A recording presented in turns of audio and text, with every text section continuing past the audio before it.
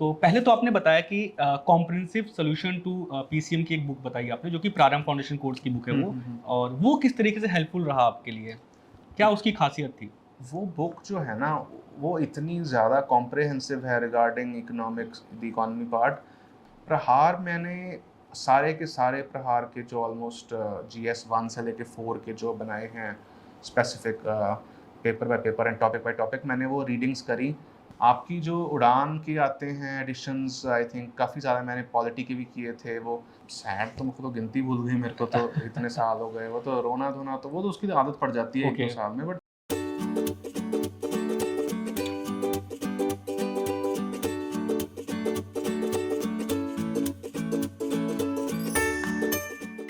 Hello, welcome to only IAS. आज हमारे साथ हरकिरत सिंह रंधावा हैं जिन्होंने ऑल इंडिया रैंक 10 सिक्योर किया है यूपीएससी सीएसई 2021 में। सबसे पहले मैं आपको बहुत बहुत बधाई देना चाहता हूँ। Thank you so much, thank you. जो ये इंटरव्यू है बेसिकली ये एस्पायरेंट्स के लिए होता है जो प्रिपरेशन अभी कर रहे हैं। इस इंटरव्यू को स्टार्ट करने से पहले हमारे बैच फाउंडेशन बैच है, उसमें के एक एस्पायरेंट है, उनका एक क्वेश्चन है आपके लिए। आप उसका प्लीज़ आंसर कर दें। हाय सर, मेरा नाम अभिषेक कुमार है। मैं प्रारंभ का स्टूडेंट हूँ। सर, मेरे माइंड में कुछ क्वेश्चन है जिसका मैं आंसर चाहता हूँ। सर, पहला क्वेश्चन ये है, जो प्रीवियस ईयर क्वेश्चन पेपर को एनालाइज कैसे करें, क्या सही अप्रोच होना चाहिए। और सर, दूसरा क्वेश्चन ये है, जो एग्जाम से 5-10 दिन पहले मॉक टेस्ट देना चाहिए या नहीं देना चाहिए, क्योंकि कभी कभी ऐसा लगता है जो 1-2 मॉक टेस्ट में अगर अच्छे मार्क्स नहीं आए तो फ्रस्ट्रेशन होती है और फिर सही से स्टडी नहीं हो पाती है। तो सर, इसके लिए क्या करना चाहिए सर? अभिषेक, पहली बात तो आपने पूछा कि इसके previous years questions political science के, इसमें मैं कहूँगा कि मैंने जो स्ट्रेटजी अपनाई, मैंने हर टॉपिक पे, हर जो सब्जेक्ट उसका टॉपिक है उसमें मैंने एक सेपरेट प्रीवियस ईयर से क्वेश्चंस के लिस्ट बनाए, और फिर मैंने वन बाय वन उन्हें समझा कि उनमें कीवर्ड क्या है, क्या उसका एसेंस है, ताकि फिर मेरे पास हर टॉपिक के ऊपर उसके लास्ट 10 ईयर्स के जो क्वेश्चंस हैं वो लिखे हुए थे। मैंने अभी ये नहीं किया था कि मैंने सॉल्व करे, पर मुझे उससे एक पर्सपेक्टिव मिल गया, तो मैंने पढ़ने से पहले वो बनाया था, तो उसी के बेसिस पे मैंने टॉपिक्स पढ़े। तो वो आप करें कि यू बेस इट ऑन कि प्रीवियस ईयर में कैसा हुआ, एंड उसके बेसिस पे आप पढ़ें। दूसरी बात, आपने कहा कि अप्रोच कैसे करें। Political science and international relation में आपका अप्रोच जो है वो एक नॉर्मल जीएस की तरह नहीं हो सकता है। आपको एक higher level of scholarship, analysis, commentary लाना पड़ेगा, तभी आपको मार्क्स आ पाएंगे जो आपको एक लिमिट के ऊपर ले जाएं। मैं सजेस्ट करूंगा कि आप स्टैंडर्ड बुक्स को, जैसे कि पेपर 1 में गौबा है फॉर पॉलिटिकल थ्योरी, या जैसे हेवुड है, या 2 में मैं I found quite a few books, may be Pavneet Singh, may be elephant can dance, ऐसी बहुत सारी बुक्स हैं। लेकिन मैं इसके साथ साथ आपको सजेस्ट करूँगा कि मुझे personally, I am saying this, मुझे ऑनेस्टली ओनली आईएएस का जो ये मटेरियल, एक तो पीडीएफ्स थे वो, क्योंकि वो ऑडियो, बिकॉज वो देवर विजुअल, तो मुझको वो देख के बहुत जल्दी I could memorize and understand. दूसरा, मुझे जो कुछ पीडीएफ्स बनाए थे साथ में इसके, विच वर स्पेसिफिक फॉर पेपर्स, कि वो पेपर 1A 1B के लिए पॉलिटिकल साइंस में, वो मुझे बहुत फ़ायदेमंद हुए। जहाँ तक बात है प्रीवियस ईयर क्वेश्चन या मॉक टेस्ट करने की, मॉक टेस्ट मैं कहूँगा कि आप जितना पहले कर सकें आपके लिए फ़ायदेमंद है। मैंने तो नहीं किया था क्योंकि मेरा थोड़ा अप्रोच डिफरेंट था, लेकिन अगर आप इस ऑप्शनल में या आप जनरली आंसर राइटिंग में नए हैं तो प्लीज़ अपने मॉक टेस्ट करें। मैंने नहीं करे, इसका मतलब ये नहीं कि आप ना करें, आप करें। एंड अगर आप कंफर्टेबल हैं लास्ट वीक में, at least do one if you are comfortable, and if you think कि आपको उससे राइटिंग में एज मिलेगा। Okay, thank you so much answer के लिए। मेरा पहला क्वेश्चन ये है कि मैंने जैसे आपसे पूछा, आपने बताया कि ये प्रिपरेशन की जो जर्नी थी आपकी 10 साल की थी, एंड उसमें भी आपने 6th अटेम्प्ट में पेपर क्लियर किया। कहीं ना कहीं 10 साल में आपके माइंड में ये आया होगा कि अब कम से कम लिस्ट में तो नाम आ जाए, देन रैंक तो आएगी, मेहनत कर रहे हैं आप तो आएगी ही बिल्कुल। बट जो ये 10 साल अपने आप को संभालना, पेशेंस रखना, तो ये आपने कैसे मैनेज किया? मैंने तो किया, और लोग भी करते हैं। इसमें बात यह है कि आप सोचे कि आप क्यों इस तरफ आए थे, आपको किस चीज़ ने ड्रॉ किया था, आपने पहली बार प्रीलिम्स का एप्लीकेशन क्यों भरा था।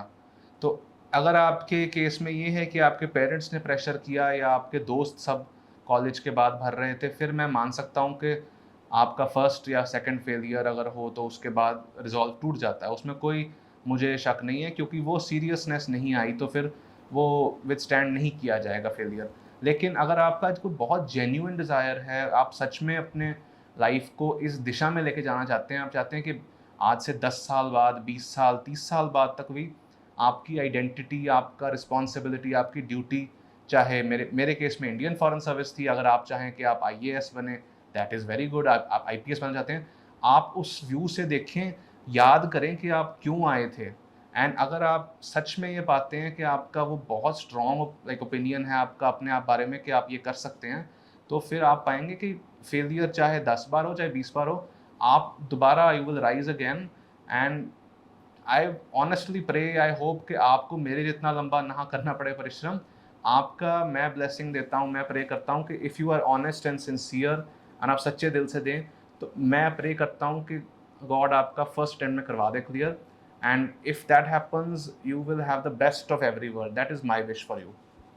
ओके, सो जैसा कि अभी मैंने बोला था कि 10 साल की प्रिपरेशन आपकी रही, तो क्या ऐसा भी होता था क्या कि हो सकता है आपके कई सारे फ्रेंड्स हों जो ऑलरेडी एक अच्छा खासा पैकेज पाए होंगे एंड जॉब कर रहे होंगे, ट्रिप पे जा रहे होंगे, ग्रुप में ट्रिप में जा रहे होंगे, तो कभी आपको ऐसा फील होता था, इनसिक्योरिटी होती थी कि यार उनका अच्छा खासा पैकेज है और मेरे को 5 साल हो गए हैं, उनका तो इंक्रीमेंट होता जा रहा है, तो अभी तक मैंने ज्वाइन किया होता तो मेरा भी इतना इंक्रीमेंट हो जाता, तो ये बहुत बड़ा फियर होता है, उसी को कैसे बैलेंस किया? इसको वो fear of missing out, FOMO या कहते हैं। एग्जैक्टली। तो ये एक नेचुरल, आपको लगता है अपॉर्चुनिटी कॉस्ट क्या थी कि मैं इस तरफ आया, अगर मुझे कोई सर्विस भी नहीं, जैसे मुझे तो इससे पहले 5 अटेम्प्ट्स में आई डिडंट गेट एनी सर्विस, मुझे कुछ भी नहीं मिला यूपीएससी, अब इस लास्ट में ही मिला है।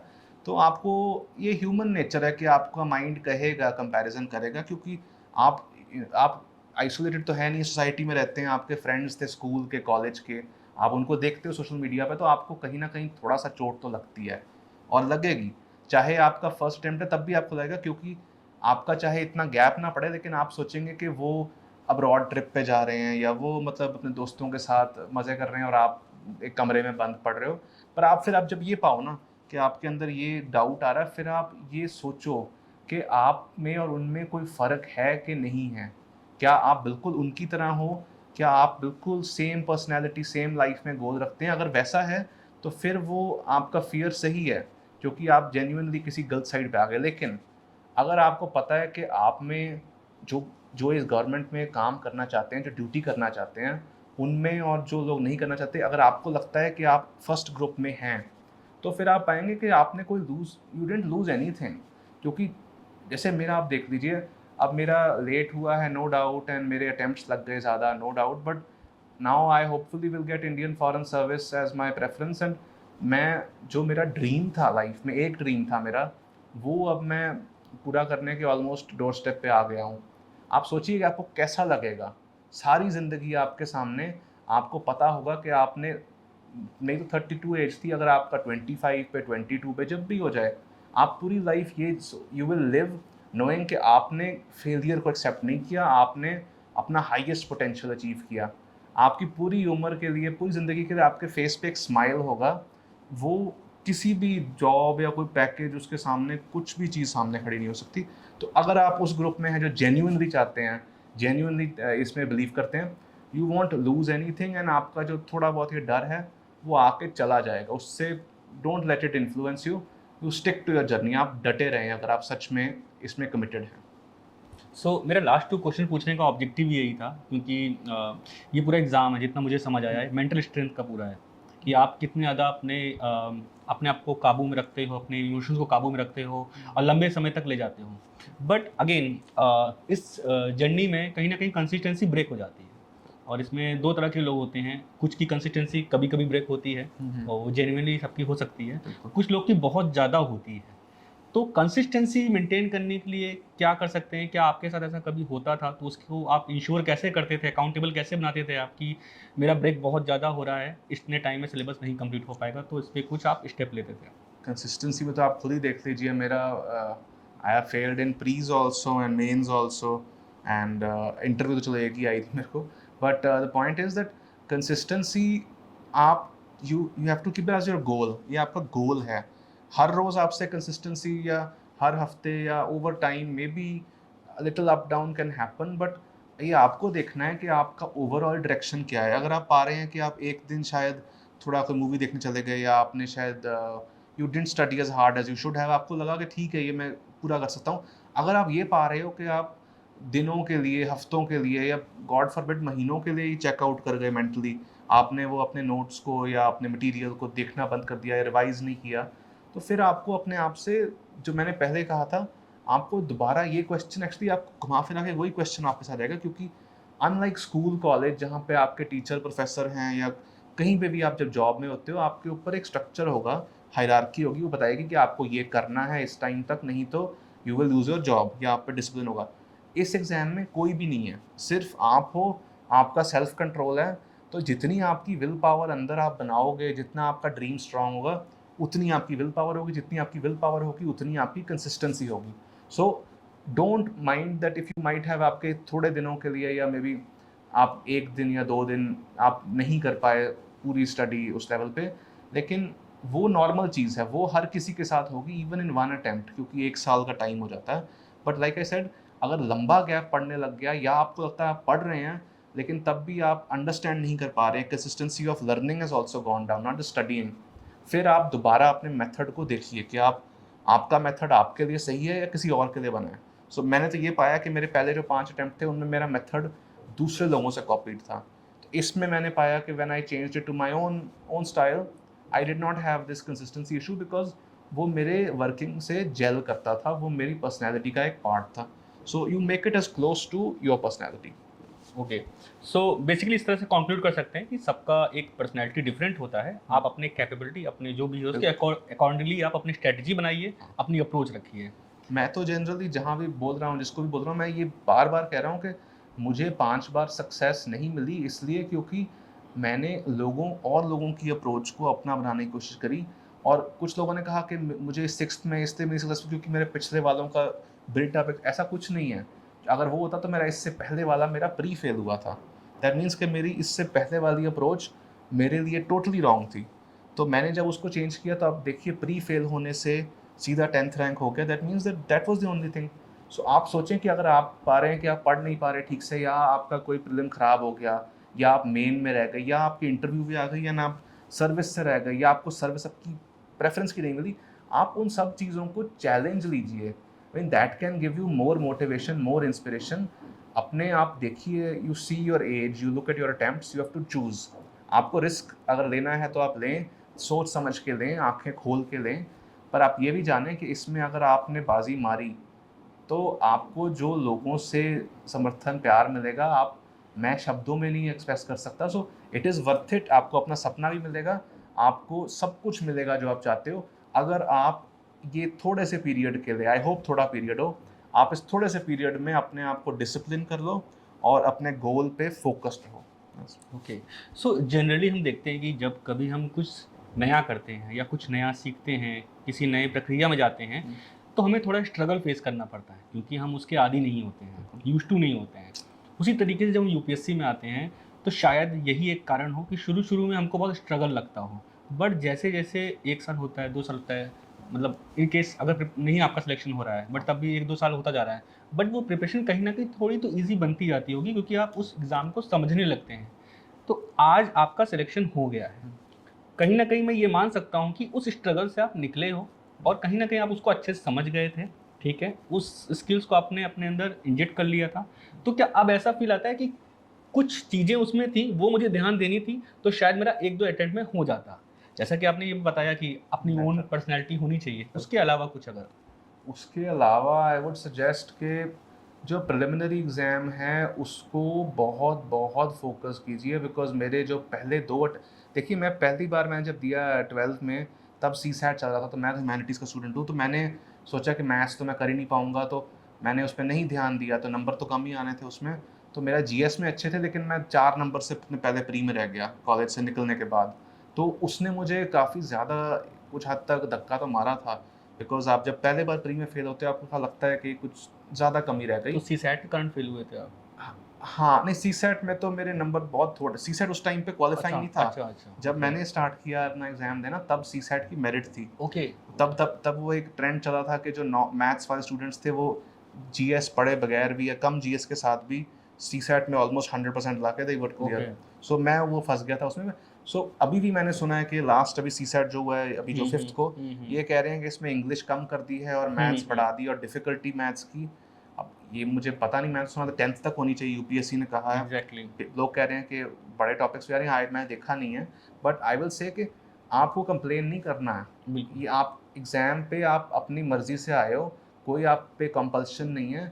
अगर कोई चेंज हुआ है सिलेबस का तो आपने उसको अडेप्ट करना है। अगर सी सेट टफ हो गया है तो आपने अपने आप को उस लेवल तक रेज़ करना है। मुश्किल ज़रूर है अगर आप ह्यूमैनिटीज़ के हो, लेकिन हो सकता है। आई वुड सजेस्ट कि not just from CSAT, अगर आपका पुअर है या आपको उसमें इशू आता है, don't just focus on math और जनरल मेंटल एबिलिटी। आप रीडिंग कॉम्प्रिहेंशन में भी अपने आप को काफ़ी ज़्यादा बढ़ा सकते हैं by doing practice of that and by reading newspaper editorials and getting a speed. एक तो ये प्रीलिम्स में अगर आप फेल होने का जो प्रॉब्लम है ये बंद करें, और अगर पहले आप मेंस में आ जाएं, मेंस का जो एक्सपीरियंस है वो होता है main carry over, because pre तो इतना रैंडम है, 100 क्वेश्चंस आएंगे उसमें ऑब्जेक्टिव आपको, इस साल अगर पता चल गया अगले साल आप फेल होते हो। मेंस में आप जब राइटिंग करते हो तो आपका हाथ बैठ जाता है उसमें, आपको एक राइटिंग स्पीड, एक sentence organisation, how to start, how to have the body, how to conclude, and I would say most important thing is time management. मेरे जो 2 मेंस फेल हुए हैं इससे पहले, उन दोनों में मैंने गलती अलग अलग तरह से करी, बट सेम ही कहूँगा मैंने कि I wrote very good answers शुरू में। जो 20 क्वेश्चंस होते हैं, पहले 5 क्वेश्चन तो आराम से टाइम लगा के डायग्राम्स, फ्लो चार्ट्स, कुछ में मैप्स, एंड बहुत अच्छे से। फिर अगले 5 थोड़े से लोअर क्वालिटी के। फिर जब लास्ट 10 आते हैं फिर टाइम बहुत कम बचा, एंड जल्दी जल्दी में आप समझ सकते हो लो क्वालिटी के हो, बट लो क्वालिटी हो क्वेश्चंस तो वो आपको हिट कर सकता है। लेकिन सबसे बड़ा डैमेज होता है कि आप क्वेश्चन छोड़ दो। क्योंकि मैंने इस बार जो मैं कहूँगा फ़र्क किया, और आप अगर if you want to get through an earlier attempt, आप चाहे किसी भी क्वालिटी के, चाहे किस तरह भी लिखे, चाहे आपको कोई भी मटेरियल आता है या साइट से पता है, please complete all the questions. मैंने जीएस में एक क्वेश्चन 1 मार्क नहीं छोड़ा। मुझे पक्का लगता है कि इससे कहीं ना कहीं फ़ायदा हो गया, बिकॉज मैं एग्ज़ाम हॉल में देख रहा था, मेरे सामने साइड पे जो सब लोग थे, उन्होंने जैसे जीएस अगर 1 है तो ज्योग्राफी क्वेश्चंस में वो मैप्स बनाने लग गए बहुत ही सुंदर सुंदर। तो उसमें उनको मार्क्स थोड़े से मिले होंगे ज़्यादा, लेकिन they left I think 2-3 questions. So please take prelim seriously, make sure that you rise up to that level, and जहाँ तक मेंस हैं उसमें आपकी writing speed and time management आप कर लें। अगर आप पूरा क्वेश्चन खत्म, पूरा if you finish the whole paper, your chance of getting at least interview is very high. फिर interview is also an X factor. Interview अगर आपको वहाँ पे रुकावट आ रही है तो आप कोई मॉक इंटरव्यू देख लें। मैंने जान के नहीं किया, बिकॉज आई थॉट कि उसमें थोड़ा सा मैं जेन्युइनली अगर बिल्कुल जाऊँ, बिल्कुल। बट अगर आपको लगता है कि वहाँ पे आपको अड़चन आ रही है कि आप वैसे क्लियर कर रहे हो, फिर इंटरव्यू में आपके नंबर कम रह रहे हैं, फिर आप उसको इम्प्रूवमेंट करें। जहाँ पे आपको इशू है you have to work on it, no one else will work. कोई एक्सक्यूज़ नहीं, कोई रीज़न नहीं, सिर्फ आप हैं प्रॉब्लम को फेस कर रहे हैं और आप ही सॉल्व करेंगे। मेरा जो अगला क्वेश्चन है वो थोड़ा ओनली आईएएस से रिलेटेड है, एंड बट उससे पहले मैं आपको बहुत बहुत थैंक यू बोलना चाहता हूँ, क्योंकि जैसे ही मैं आया मेरे बिना कुछ बोले ही आपने अप्रिशिएट किया, बहुत अप्रिशिएट किया आपने, और लिटरली वो मेरे लिए बहुत मोटिवेशन है। मैं टीम को भी कन्वे करूँगा और एक एक क्वेश्चन पूछूंगा करके, क्योंकि आपने बहुत सारी चीज़ें बताई और आई वांट कि वो सबको पता चले। तो पहले तो आपने बताया कि कॉम्प्रिहेंसिव सोल्यूशन टू पीसीएम की एक बुक बताई आपने, जो कि प्रारंभ फाउंडेशन कोर्स की बुक है वो, और वो किस तरीके से हेल्पफुल रहा आपके लिए, क्या उसकी खासियत थी? वो बुक जो है ना, वो इतनी ज़्यादा कॉम्प्रिहेंसिव है regarding economics, the economy part, both for the pre and for the main, कि मैंने इससे पहले वाले अटेम्प्ट्स में I had tried much larger texts like जो स्टैंडर्ड मिलते हैं मार्केट में, तो मैंने वो करे थे। तो मैंने पाया किसी हद तक कि उनमें जो डिटेल्स हैं या तो वो आउट ऑफ डेट होती हैं, या वो उस लेवल तक नहीं है जो यूपीएससी क्वेश्चंस पूछ रहा है प्री या मेन में, बिकॉज अब प्री में भी इकोनॉमिक्स में they are asking quite specific questions Yes. Of domain expertise. So that source particularly I found to be very comprehensive. हाँ, it should be given due time because it is a comprehensive source. So उसको due time के साथ मैंने किया, मैंने उसकी readings करी। अगर किसी को नोट्स बनाने हैं तो वो उनके ऊपर है, but that source, the way it covers economics from all angles, from money and banking, agricultural वाले topics, आपका everything. So it's quite comprehensive, and I would say कुछ लोगों को इकोनॉमिक्स से डर लगता है क्योंकि इकोनॉमिक्स अनलाइक अदर टॉपिक्स जो करंट अफेयर्स में आते हैं उसमें थोड़ा सा जार्गन होता है, उसमें एक वो एक स्पेसिफिक टर्म्स यूज़ करते हैं जो इकोनॉमिक्स के बैकग्राउंड से आती हैं। तो मुझे वो बहुत फ़ायदेमंद रहा क्योंकि जैसे उसमें कुछ स्पेसिफिक चीज़ें मुझे अभी तक 5 अटेम्प्ट्स तक नहीं पता थी इकोनॉमिक्स के बारे में, so that was helpful. So it was a big help to me in I would say getting better marks than I would have earlier. Okay, so next question मेरा ये है कि प्रहार किस तरीके से हेल्पफुल रहा, वो मेंस पर्सपेक्टिव से है। प्रहार मैंने सारे के सारे प्रहार के जो ऑलमोस्ट GS 1 से लेके 4 के जो बनाए हैं specific paper by paper and topic by topic, मैंने वो रीडिंग्स करी, कुछ की 2 बार, कुछ की 3 बार, कुछ की 1 बार। तो अगर किसी के पास टाइम है, like I said, up to you if you want to make notes, if you want to read. But regarding the material, जो उसमें प्रहार का फ़ायदा ये रहा कि GS का जो सिलेबस है वो एक हद तक स्पेसिफिक भी है लेकिन थोड़ा ब्रॉड भी रह जाता है। एंड उसको आप अगर ऐसे मतलब ऐसे ही ब्रॉडली यू जस्ट थिंक कि आप GS को वैसे ही पढ़ेंगे तो आप पाएंगे कि देयर आर स्पेसिफिक क्वेश्चंस। सो प्रहार में they had broken down each of the points, sub points of the syllabus into your micro listing। Micro listing, हाँ, राइट। उसका फ़ायदा फिर ये था कि each of those little lists, sub lists, they had very good material। तो उसके साथ मैंने जैसे एथिक्स में तो मैंने टोटली उस पर अप्लाई किया। गवर्नेंस में बहुत सारे कॉन्सेप्ट होते हैं जैसे कि सेवोत्तम, ई गवर्नेंस के ideas, all of these, so that I totally picked up from Prahaar and it spanned the whole. I really like the fact that आपको एक सोर्स से GS 1 to 4 के इतने डाउन स्पेसिफिक टॉपिक्स तक का मटेरियल मिल गया। So I found it quite useful. Okay, and if I am not wrong, I think आपने Udaan and current affair magazine भी फॉलो की है। आपकी जो उड़ान के आते हैं एडिशंस, आई थिंक काफ़ी सारे मैंने पॉलिटी के भी किए थे, वो 500 डेज का भी एक आता है हाँ, कुछ। Current affair, yes. हाँ, एक तो वो आता है that's for topic wise. Yes. And उसके अलावा मैंने जो करंट अफेयर्स की रीडिंग करी थी उसमें आपका एक प्रीलिम्स फोकस मैगजीन है। Okay. हाँ, आपकी जो वेबसाइट है उसमें Okay. करंट अफेयर्स में जाके काफ़ी सारे हैं वो Yes. Initiatives, but the one I found is the magazine. तो उसमें it was Okay. Nicely arranged. So that help क्योंकि मैं करंट अफेयर्स और इन टॉपिक्स को लिंक करता था अपने माइंड में, not in making notes but just reading में। Okay. So that help lot. So मतलब शायद मैं थोड़ा ऑब्सेस्ड हो रहा हूँ क्योंकि आपने बहुत अप्रिशिएट किया आते ही, एंड आपने एक सेंटेंस बोला वो मेरे लिए बहुत ज़्यादा मोटिवेशन हो गई मेरी। सॉरी, आपने एक सेंटेंस बोला वो मेरे लिए बहुत मोटिवेशन था। आपने ये बोला कि जो आपका कंटेंट मैंने पढ़ा, कंटेंट पढ़ के मुझे रियलाइज़ हुआ ऐसा कि अगर मेरे पास समय होता तो मैं आपका क्लासरूम प्रोग्राम भी ज्वाइन करता। तो कहीं ना कहीं कंटेंट से ही एक इंसान को ट्रस्ट क्रिएट होता है कि किसी का कंटेंट इतना अच्छा है तो शायद कुछ। मैंने वैसे तो सोचा था कि मैं कोई क्लासरूम नहीं ज्वाइन बिल्कुल। करूँगा, लेकिन जब ये लास्ट अटेम्प्ट में मेरा जब टाइम थोड़ा सा when it came to like last 6 months and all, तो मैंने फाइंड किया कि मुझे थोड़ी सी गाइडेंस चाहिए थी, तो मैंने मटेरियल से ले ली क्योंकि बिल्कुल। मेरा मेरा कुछ एक्सपीरियंस था, लंबा हो गया वो experience. But I will say again that why I found it useful, I will say that the person people who have made the material, जो the way it links up, क्योंकि मैंने UPSC का exam देखा है इतनी बार, वो जो question पूछते हैं वहाँ पे, चाहे प्री में हो चाहे आपके मेंस में, जो इन डेप्थ वाले जो जनरल स्टडीज़ के पेपर हों, वो and even your optional, I found the PSIR तो मतलब PSIR बहुत यूजफुल रहा। बट जनरल्स में भी आपके जो प्रहार हैं and all of these, I will say that if someone is interested in that and has the time, I would have no issue advocating it because I can imagine if someone has made that material, मैं honestly कह रहा हूँ, मुझे उसके जैसा material इतना specific, इतने अच्छे फैक्ट्स, फिगर्स, फोटोज़ के साथ, visually engaging, so if someone can make that, I have no doubt that that can be beneficial to someone if they want classroom also. Thank you so much. So मेरा next question ये है कि जैसे बहुत सारे बच्चे होते हैं, हमारे स्टूडेंट भी हैं प्रारंभ के ही बच्चे फाउंडेशन कोर्स के, वो लास्ट ईयर प्रीलिम्स निकाले होंगे या उसके एक साल पहले निकाले होंगे, बट एक बार जब प्रीलिम्स नहीं निकला तो वो इट्स लाइक कि वो फ़ोन करते हैं, वो रोते हैं, इमोशंस हैं, हो जाता है, एंड वो परेशान होकर क्या करते हैं, अपना आगे का जो 1-2 महीना है वो ख़राब कर देते हैं। तो क्या आपके साथ कभी ऐसा हुआ कि आपको रोना आ गया हो या आप बहुत ज़्यादा सैड हो गए हों? नहीं, सैड तो मुझको तो गिनती भूल गई मेरे को, तो इतने साल हो गए, वो तो रोना धोना तो वो तो उसकी आदत पड़ जाती है 1-2 साल में, बट वो एक पार्ट है। वो उसको आप कैसे हैंडल करते हो, आपकी बॉडी, आपके माइंड में इमोशंस तो आएंगे, आपको आंखों से आंसू बहेंगे, आप कई बार अकेले अपने रूम में अपने पेरेंट्स को भी नहीं दिखा सकते, बिकॉज किस किस को आप बताते फिरोगे, आपने खुद ही ये चॉइस ली है।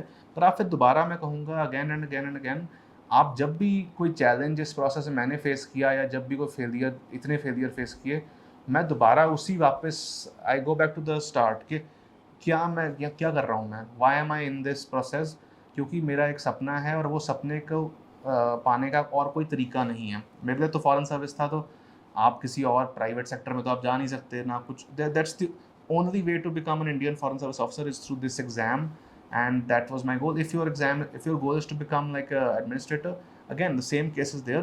तो आप ये माने कि आप जो कर रहे हैं वो कोई, आप दूसरों की बातों में ना आए। आपको लोग कहेंगे कि आपको प्रेशर करेंगे कि आपका प्री क्लियर नहीं हुआ, क्योंकि एक वो सोचते हैं कि प्री अगर नहीं क्लियर हुआ आपका तो आप मेंस तो भूल ही जाइए। तो आप मेरा एग्जाम्पल उनको दे दीजिएगा। मैं इतनी बार प्री फेल हुआ हूँ, और ये भी नहीं कि मैं पहले प्री फेल हुआ फिर उसके बाद मैं उठ गया लेवल से। 2 प्री मेरे फेल हुए, फिर मेरे 2 मेंस में मैं गया, इंटरव्यू नहीं आई, और उसके बाद जो 5th इससे पहले अटेम्प्ट में दोबारा प्री में फेल हुआ। तो रादर मुझे ये लास्ट प्री फेलियर एक टर्निंग पॉइंट था, बिकॉज मैंने उसके फेलियर से इतना बड़ा लेसन सीखा जिसके कारण मुझे 10th रैंक मिला। तो आप या तो आप समझें कि आप you are not viewing it only as a point of view कि आप अभी इस मोमेंट पे कहाँ हैं, क्योंकि अभी आपको सैडनेस, आप जब किसी मोमेंट पे होते हैं वो ओवरवेलम कर सकती है। आप सोचें आपके पीछे और आगे क्या है। पीछे आपने सपना देखा और आगे जाके वो सफल होगा, because if you stick to it, आप अगर अड़े रहें अपनी बात पे चाहे किसी भी स्टेज पे, एंड आपका दिल साफ है, सच्चा है, एंड आप गॉड को प्रे करते हैं, तो मेरे साथ भी ऐसा ही हुआ, आपका क्लियर हो जाएगा। आई एम नॉट गारंटीइंग एनीथिंग, क्योंकि it's also your destiny and your luck, but I am saying that ये हो सकता है। ऐसे कुछ ना सोचिए कि आपका प्री नहीं हुआ तो आप you can not do it. You have all the potential in the world to do it. आप पूरी चॉइस सकते हैं। सो मेरा सेकंड लास्ट क्वेश्चन है, आंसर राइटिंग को लेके बहुत ज़्यादा लोग परेशान होते हैं और बहुत सारे इंस्टीट्यूट में फर्स्ट डे से आंसर राइटिंग शुरू करवा देते हैं, बट मुझे लगता है कि कहीं ना कहीं अगर उनके पास कंटेंट ही नहीं है, उन्होंने पढ़ा ही नहीं है, तो आंसर राइटिंग करेंगे क्या? तो आपके अकॉर्डिंगली आंसर राइटिंग कब से करनी चाहिए और आपने कब से स्टार्ट किया था जब आप बिगिनर थे? बिगिनिंग के टाइम पे मैंने किया था जब निकला था, और तो और प्री के थोड़ा सा पीछे मैंने किया था, बट मैं तब पहला जब प्री फेल हुआ था तो मैं काफ़ी डिजेक्ट हो गया था। तो फिर मैं सोचा अभी मैं प्री की तैयारी करूँगा, बाद में देखूँगा। मैंने गलती करी बहुत बड़ी, क्योंकि मैंने वो पुट ऑफ किया जब तक मेरा मेंस नहीं आ गया, वेट और तब तक फिर हाँ ये होता है, बिकॉज आप फिर प्रिलिमिनरी की प्रिपरेशन बहुत वास्ट होती है, और आपको यही लगता है कि मैं मेंस में तो कुछ लिखाऊंगा, अगर प्री में मेरे को ये चीज़ नहीं पता तो मैं कट ऑफ से निकल जाऊंगा। फिर आप कुछ, तो फिर वो एक तरह से ऑब्सेशन हो गया प्री पे। बैलेंस होना चाहिए। मैंने पर्सनली फिर वो जब मेरा हिस्ट्री ऑप्शनल था शुरू में, तो मैंने उस टाइम पे करी थी आंसर राइटिंग, कोई ज़्यादा अच्छी भी नहीं करी थी, मेरे को याद है, it's not very good. But धीरे धीरे फिर मैं जब इस तरफ आया, ये जो अटैम्प्ट थे मेरे 2, इनमें मेरा PSIR था, पिछले वाले में तो प्री नहीं हुआ क्लियर। सो उसमें भी अगेन ये फिनोमिना हो गया, मैंने सोचा कि अब तो मैं प्री पे आऊँ।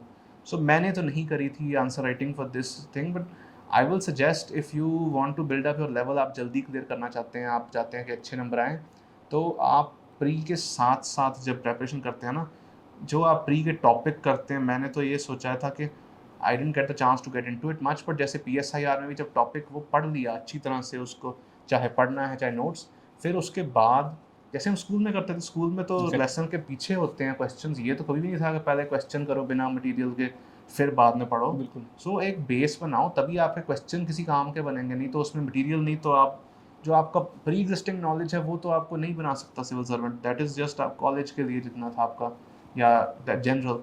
सो if you want to get that level, please do not ignore answer writing. अगर आपकी स्पीड, मेरी स्पीड, हैंड राइटिंग स्पीड मेरे को कभी उसमें कमी नहीं नजर आई, कुछ लोगों को वो बहुत इशू कर देता है।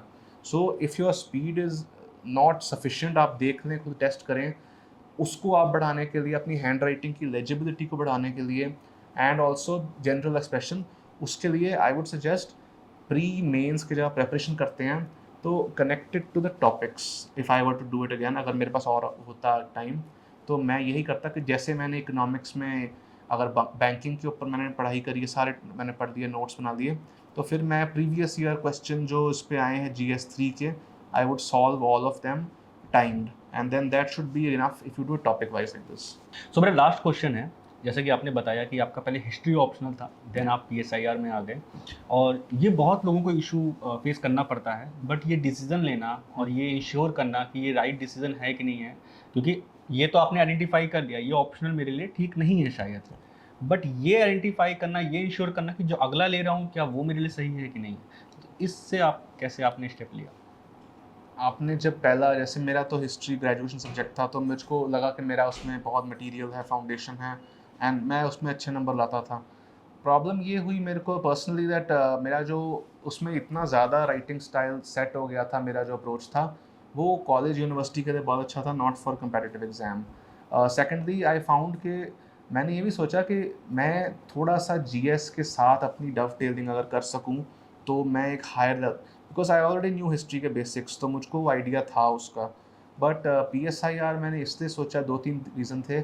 एक तो मेरा ड्रीम वैसे भी फॉरेन सर्विस Foreign का, service। हाँ, तो फिर मुझको बाद में लगा भी कि मैंने हिस्ट्री क्यों ली पहले बार, बिकॉज वो वैसे ही ग्रेजुएशन के बाद। सो प्लीज़ आप ये सोचें कि आप कौन सी सर्विस लेना चाहते हैं। इफ़ यू थिंक कि IAS में आपको कोई स्पेसिफिक चीज़ हेल्प कर सकती है, या IFS में तो PSIR ही हेल्प करेगा आपको, तो फिर आप ऑटोमेटिकली शुरू के अटैम्प्ट में अपना, don't just take your graduation subject, just think about it. It's not necessary that you have to take that only. And जब चेंज करें तो सोच समझ के ध्यान से चेंज करें, ये पाएँ कि उसमें आपका कोई ऐसा तो नहीं कि आपका अगर ये अटैम्प्ट में ख़राब था, अब अगले बार आप पा सकते थे। सो यू सी कितना फ़र्क रह गया। अगर आप, इफ़ यू थिंक दैट आपने बहुत एफर्ट करी तब भी नहीं नंबर आ रहे आपके, then you should change, because आपका पर्पस है नंबर लाना, ना कि किसी ऑप्शनल के साथ जुगलबंदी करना। You have to get marks, and in that case जो आपको सेकंड लेना है ऑप्शनल, आप ये ना देखें कि ट्रेंड क्या है स्कोरिंग का, बिकॉज वो बहुत अनप्रडिक्टेबल है। आप ये देखें कि कौन सा सब्जेक्ट आपको पढ़ने में मुश्किल नहीं होती। मुझको पॉलिटिकल साइंस, इंटरनेशनल रिलेशंस के न्यूज़ जब मैं पढ़ता हूँ, उनकी फॉरेन मैगजीन्स पढ़ता हूँ, फॉरेन पेपर्स पढ़ता हूँ, मुझे वो मज़ा लगता है एक तरह से। अगर आप मैथ्स बैकग्राउंड से, आपके लिए मैथ्स होगा, किसी का इंजीनियरिंग है, किसी का मेडिसिन, तो आपको उसमें इतना इंटरेस्ट है, एप्टीट्यूड है, तो that should be the guide. क्योंकि इसमें मेहनत आपको किसी भी ऑप्शन में बहुत ज़्यादा कमर तोड़ करनी पड़ेगी, बिकॉज इसमें स्पेशलाइजेशन करनी पड़ेगी आपको थोड़ी सी, बिकॉज प्रोफेसर चेक करते हैं, एंड वो आपको मार्क्स तभी देंगे जब आप उनके ग्रेजुएट ऑनर्स लेवल तक या उससे ऊपर जाओगे। So please choose an optional if you are changing, और even if you are choosing first time, जिसमें आपको हार्ड वर्क एज सच ना करना पड़े, आप बस इंटरेस्ट से देख सकें उसको, बिकॉज फिर बहुत ज़्यादा हार्ड वर्क भी हो सकता है। So make sure it is to your aptitude. Okay, so thank you so much, आपने टाइम दिया। वंस अगेन आपको बहुत बहुत बधाई, एंड आई होप कि हम आगे भी शायद ऐसा कुछ सेशन कर सकें सो दैट कि पेरेंट्स को हेल्प मिले। Thank you so much. Thank you.